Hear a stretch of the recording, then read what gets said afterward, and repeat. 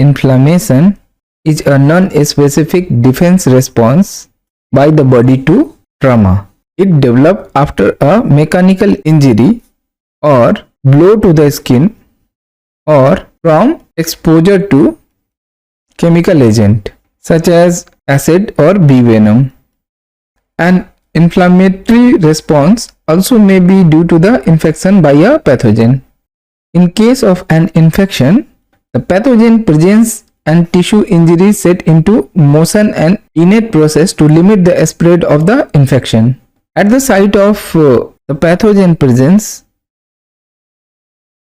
and tissue injury sets into motion an innate process to limit the spread of infection. At the site of damage or infection,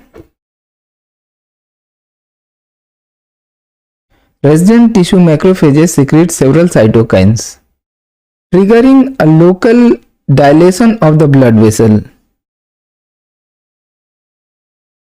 also known as vasodilation, and increase capillary permeability. This allows to flow of plasma into the injured tissue and fluid accumulation, which is known as edema.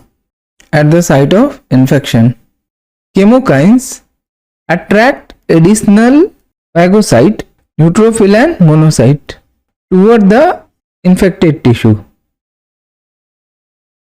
This cell adhere to the blood vessel near the infection and then migrate between capillary cell into the infected tissue.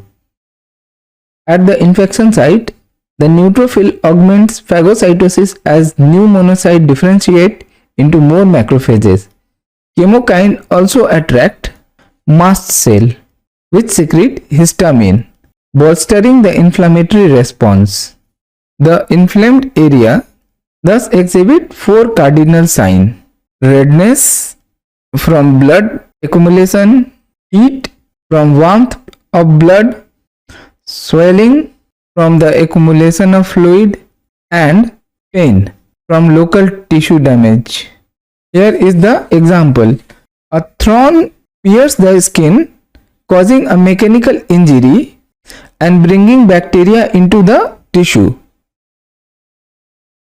Tissue macrophages initiate phagocytosis and secrete cytokines. Cytokine cause the capillary wall to dilate and become leaky. Plasma flow to the site of injury, making it red, swollen and warm.